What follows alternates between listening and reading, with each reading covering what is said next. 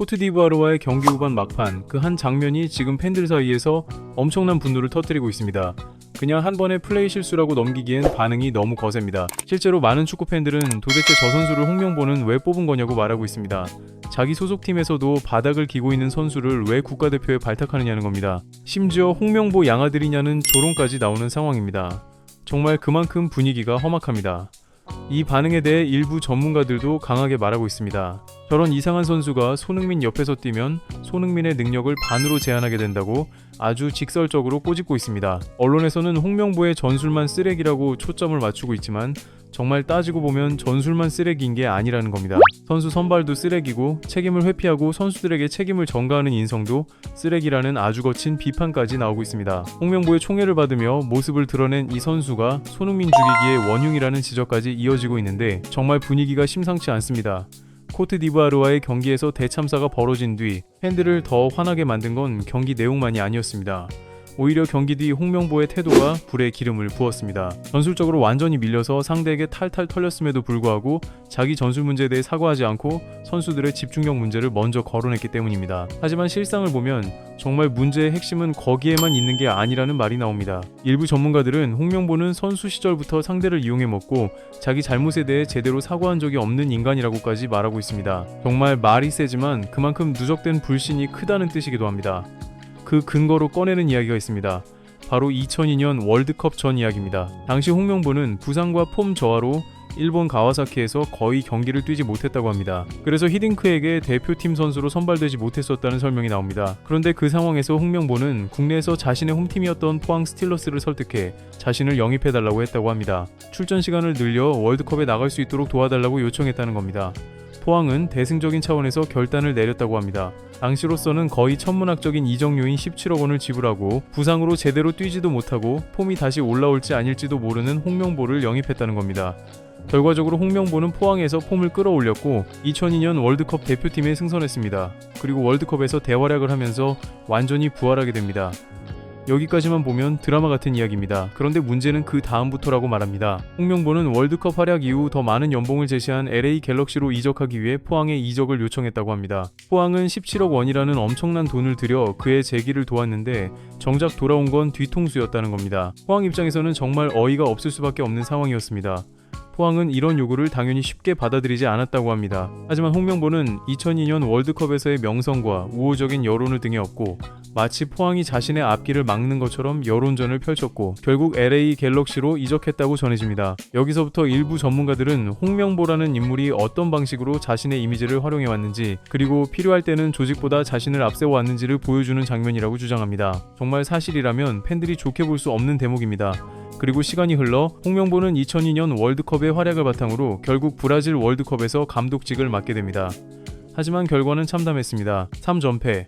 대한민국 월드컵 역사상 최악의 경기력이라는 평가까지 나왔습니다. 그런데 더 큰 문제는 단순히 졌다는 게 아니라 누구를 쓰고 누구를 안 썼느냐였습니다. 당시 함부르크에서 에이스로 뛰던 손흥민을 벤치나 교체로 출전시키면서 소속팀에서 제대로 경기를 뛰지 못하던 박주영, 지동원 등을 선발이나 교체로 기용했다는 겁니다. 그때도 결국 의리축구, 편협한 선수 선발, 자기 사람 챙기기라는 비판이 전 국민적으로 터져나왔습니다.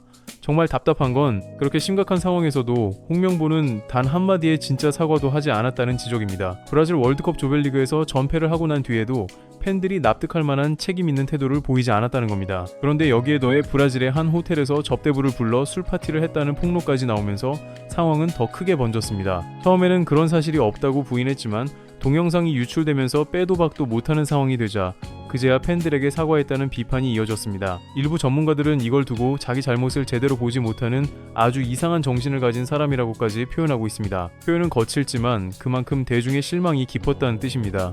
그런데 정말 문제는 이런 논란이 다 끝난 줄 알았던 시점에 홍명보가 다시 대표팀 감독직에 오르면서 또다시 비슷한 흐름이 반복되고 있다는 점입니다. 정상적이지 않은 방식으로 선임됐다는 논란이 터졌을 때도 자신은 책임이 없고 축구협회가 제안해서 수락했을 뿐이라는 뻔뻔한 변명으로 일관했다는 비판이 나왔습니다. 그리고 이번 코트디부아르전 대참사 이후에도 또다시 선수들 집중력이 문제라고 말하며 책임을 선수들에게 돌리고 있습니다. 정말 많은 팬들이 왜 늘 선수들만 앞에 세우느냐고 분노하는 이유가 여기 있는 겁니다. 이쯤 되면 팬들 입장에서는 화가 날 수밖에 없습니다. 전술이 무너졌는데 전술 얘기는 없고, 선발이 꼬였는데 선발 얘기는 없고, 결과는 참혹한데 책임지는 말 한마디가 없습니다. 정말 솔직히 말해서 이런 상황이 반복되면 팬들은 경기력보다 사람 자체를 더 이상 못 믿게 됩니다. 그리고 지금 많은 사람들이 딱 그 지점에 와 있습니다. 이번 코트디부아르전은 단순한 1패가 아니라 홍명보를 향한 누적된 불신과 분노가 한꺼번에 터져나온 경기였다는 말이 그래서 나오는 겁니다. 이들은 이어 이번 코트디부아르전에서 홍명보가 들고 나온 선발 라인업 자체가 너무 이상했다고 말합니다. 정말 경기 시작 전부터 고개를 갸웃하게 만드는 조합이었다는 겁니다.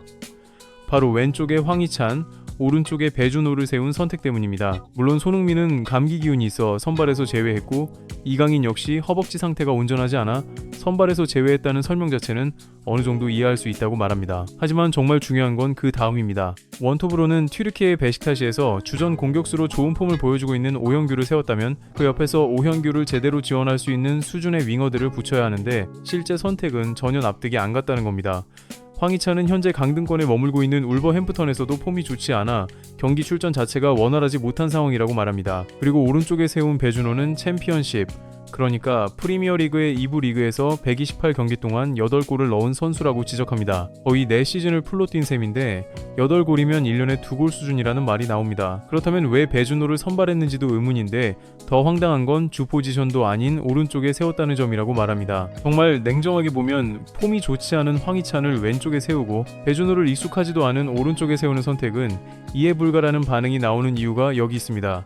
그리고 이 대목에서 많은 사람들이 더 크게 분노합니다. 독일 분데스리가 마인츠에서 에이스로 뛰고 있는 이재성이라는 카드가 있었기 때문입니다. 이재성은 왼쪽 윙어 자리에서 충분히 경쟁력이 있는 선수인데 이 경기에서 아예 내지 않았다는 것 자체가 정말 놀랍다는 반응입니다. 일부 전문가들은 이재성은 분데스리가 최고의 팀이라고 할 수 있는 바이에른 미네를 상대로도 멀티골을 넣을 수 있는 실력의 선수라고 말합니다. 지금의 황희찬과는 비교가 안 될 정도로 폼이 좋고 배준호는 명함조차 내밀기 어려운 수준인데 왜 이런 선수를 선발로 쓰지 않고 굳이 조합 실험을 하느냐는 겁니다. 정말 말 그대로 뇌가 없는 것 아니냐는 과격한 비판까지 나오는 이유입니다. 하지만 문제는 선발 라인업에서 끝나지 않았습니다. 경기 흐름이 완전히 무너진 뒤에 판단도 팬들을 더 어이없게 만들었습니다. 감기로 몸 상태가 좋지 않은 손흥민을, 그리고 허벅지 상태가 온전하지 않은 이강인까지 자신의 전술적 실패로 0대3으로 밀리는 상황이 되자 결국 투입해버렸기 때문입니다. 정말 솔직히 말해서 이 장면은 많은 팬들에게 황당함 그 자체였습니다. 이미 3골 차로 경기 흐름이 완전히 넘어간 상황에서 몸 상태가 좋지 않은 핵심 선수들까지 넣는다는 것은 감독으로서 개념이 없는 선택이라는 지적이 나왔습니다. 이 경기를 뒤집을 현실적인 가능성도 낮은데 왜 굳이 그 부담을 선수들에게 떠넘기느냐는 겁니다. 그런데 여기서 끝이 아니었습니다. 정말 보고도 믿기 힘든 교체가 또 나옵니다. 바로 서령우를 빼고 엄지성을 투입한 장면입니다. 엄지성은 과거 박낙과 의전에서 골을 넣어 홍명보의 눈도장을 받은 선수라고 설명됩니다. 하지만 일부 전문가들은 엄지성은 영국 2부 리그에서 38경기 풀타임에 가깝게 뛰고도 딱 한 골을 넣은 선수라고 말합니다. 이 정도면 3부 리그에 가야 하는 선수인데 왜 저 선수가 대한민국 대표팀에 발탁되는지 미스터리라는 겁니다. 정말 심하게 말하면 실력보다 감독의 눈도장이 밥줄이 된 것 아니냐는 비아냥까지 나올 정도였습니다. 아니나 다를까 엄지성은 들어오자마자 이른바 홈런 슛을 날려버리며 팬들의 맹비난을 받기 시작합니다. 일부 전문가들은 그 장면이 바로 0대3으로 뒤지고 있는 후반 70분경이었다고 말합니다. 손흥민이 사이드에서 공을 원터치로 엄지성에게 내줬고 동시에 빈 공간으로 침투를 시작합니다. 이때 상황은 너무나도 분명했습니다. 경기 분위기가 굉장히 좋지 않기 때문에 어떻게든 추격의 불씨를 만들 수 있는 찬스를 아껴야 하는 순간이었다는 겁니다. 그런데 엄지성은 빈 공간으로 파고드는 손흥민에게 공을 주지 않고 자신이 슈팅을 하려고 몸을 돌립니다. 정말 여기서 팬들이 폭발합니다. 다시 말하지만 손흥민은 프리미어리그 득점왕 출신입니다. 반면 엄지성은 2부 리그에서 풀타임으로 뛰고도 딱 한 골을 넣은 선수라는 지적이 나옵니다. 누가 봐도 손흥민에게 패스를 연결해야 하는 장면인데 여기서 공을 더 몰고 들어가며 무리하게 슈팅을 시도했다는 겁니다.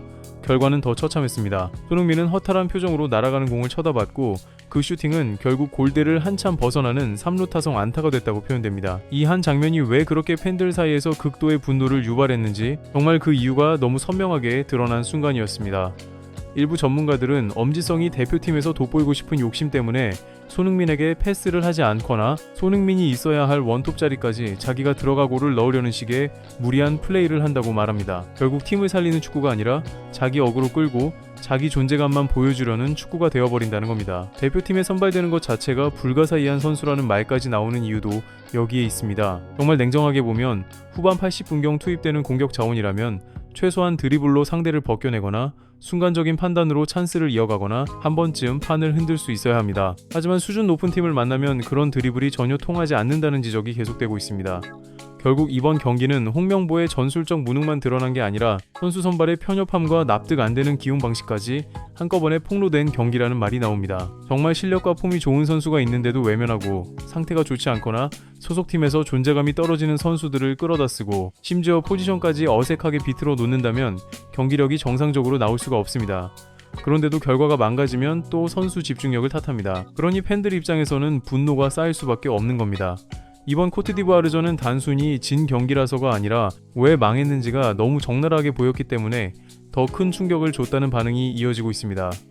일부 전문가들은 바로 이 장면이야말로 손흥민 죽이기라는 말이 왜 나오는지를 가장 적나라하게 보여준다고 말합니다. 정말 단순한 실수 하나로 보기 어렵다는 겁니다. 후반 70분경 0대3으로 뒤지고 있는 상황에서 손흥민이 사이드에서 공을 원터치로 내주고 직접 빈 공간으로 침투를 시작합니다. 여기서 정상적인 판단이라면 당연히 손흥민에게 다시 연결해줘야 합니다.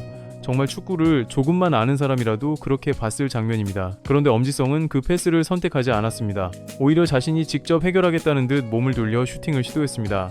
하지만 실상은 너무나 허무했습니다. 그 공은 골대와 한참 거리가 있는 방향으로 날아갔고 손흥민은 허탈한 표정으로 그 장면을 바라볼 수밖에 없었습니다. 이 대목에서 팬들이 분노한 이유는 아주 단순합니다. 손흥민은 프리미어리그 득점왕 출신입니다. 말 그대로 한국 축구에서 가장 믿을 수 있는 해결사입니다. 반면 엄지성은 영국 2부 리그에서 38경기 풀타임으로 뛰고도 한 골에 그친 선수라는 평가를 받고 있습니다. 그렇다면 정말 누가 마무리해야 하는 상황이었는지는 너무 뻔했다는 겁니다. 그런데도 자신이 해결하려고 무리하게 슈팅을 날렸고 그 결과는 팀 흐름을 더 망치는 장면으로 남았습니다. 일부 전문가들은 이걸 두고 대표팀에서 돋보이고 싶은 욕심이 팀플레이를 망쳐버린 사례라고 말하고 있습니다. 정말 냉정하게 보면 이런 플레이는 경기를 살리는 게 아니라 팀 전체의 밥줄을 끊는 플레이에 가깝다는 말까지 나옵니다. 그리고 이런 장면 하나가 그냥 우연히 나온 게 아니라는 비판도 이어지고 있습니다. 엄지성의 역할 자체가 대표팀에서 누가 봐도 애매하다는 겁니다. 후반 80분 전후로 투입되는 공격 자원이라면 최소한 드리블로 상대를 벗겨낼 수 있거나 수비 한 명쯤은 제칠 수 있거나 적어도 빠른 판단으로 더 좋은 찬스를 만들 수 있어야 합니다. 하지만 수준 높은 팀을 만나면 그런 장점이 전혀 보이지 않는다는 평가가 많습니다. 결국 일부 전문가들은 엄지성은 대표팀에 들어와서 손흥민을 살리는 선수가 아니라 오히려 손흥민이 있어야 할 공간을 침범하고 손흥민에게 가야 할 공의 흐름까지 끊어버리는 선수라고 지적합니다. 그래서 손흥민 죽이기의 원흉이라는 말까지 나오는 겁니다. 여기서 팬들의 분노는 자연스럽게 다시 홍명보에게 향합니다. 왜냐하면 이런 선수를 대표팀에 뽑고 또 이런 경기에서 중요한 순간에 투입한 사람이 바로 감독이기 때문입니다. 일부 전문가들은 홍명보는 전술적으로도 무능하지만 선수 선발에서도 여전히 편협함에서 벗어나지 못했다고 말합니다. 정말 폼이 좋은 선수가 있는데도 외면하고 납득하기 어려운 선수를 중용하고 경기 흐름이 이미 무너진 뒤에도 엉뚱한 교체를 반복했다는 겁니다. 결국 이번 대참사는 우연이 아니라 감독의 선택이 차곡차곡 쌓여서 만든 결과라는 비판입니다.